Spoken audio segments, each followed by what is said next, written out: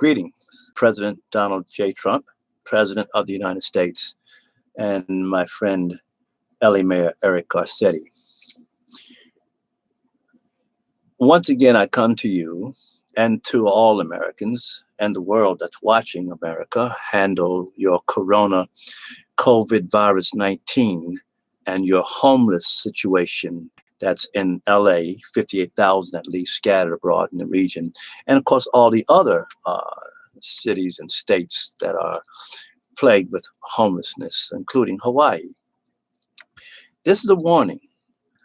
You have a legal and a moral dilemma facing you when it comes to the question of COVID virus 19, homelessness. What are you going to do about it? How are you going to address it? You have a moral crisis on your hands. Here's your choices. You could either leave the homeless where they are.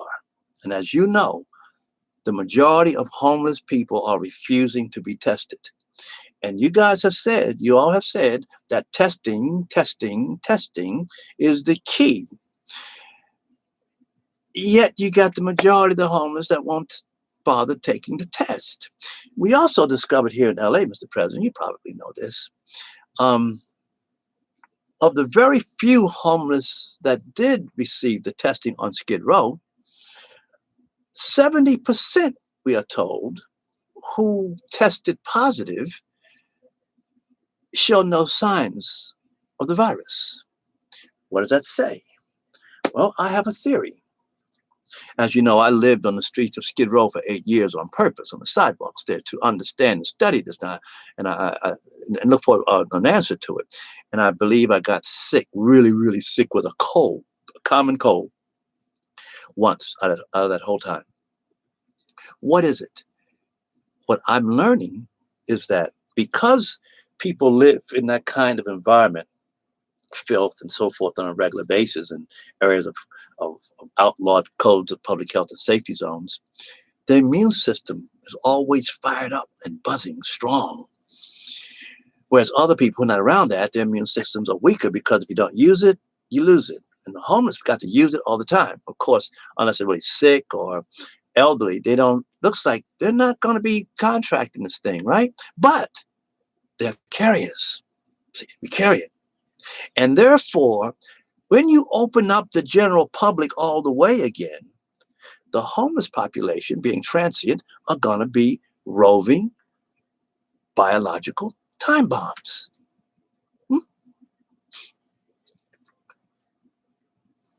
What are you going to do about that? You can't shut it down until you've addressed the homeless. But how are you going to test the homeless if they won't come in?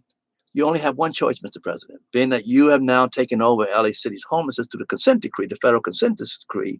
The only way to do that, ladies and gentlemen, is if the President and Mr. Garcetti et al.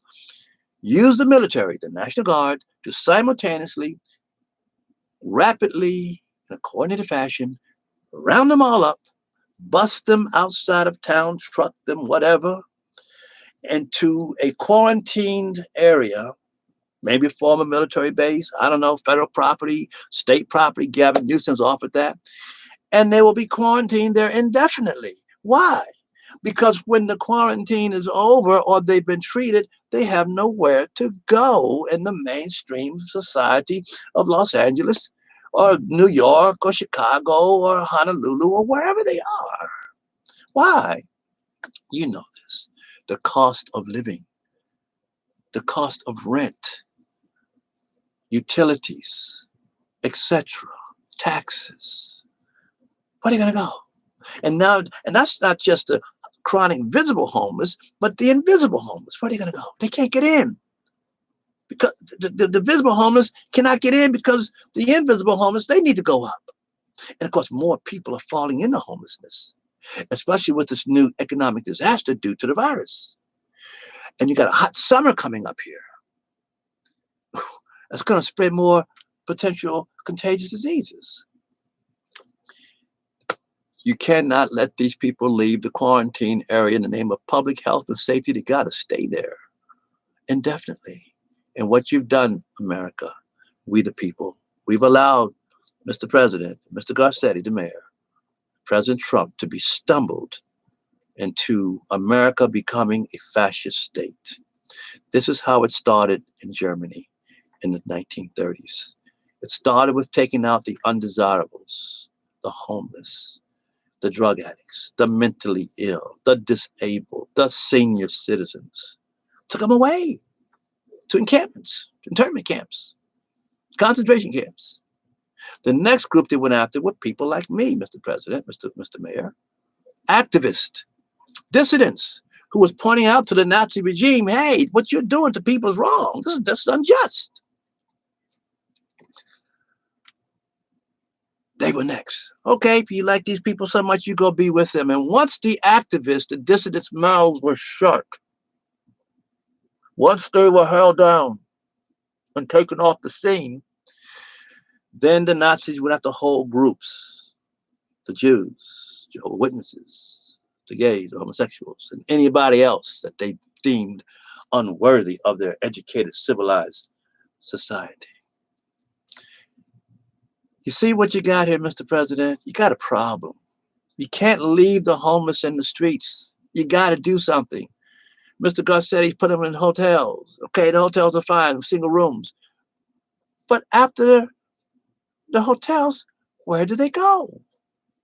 They can't go back to those neighborhoods.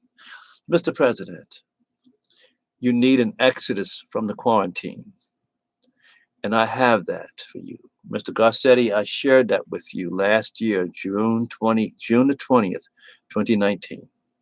Mr. President, go to the New Frontier Operation Humanity. That's NF2,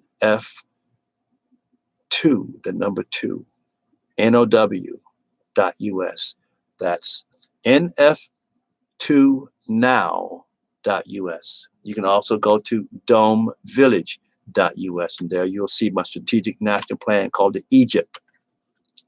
It's an acronym. You'll get it. You can go there, and also you can go to tedhayes.us, tedhayes.us, and you can see all my videos about all of this and what I'm saying.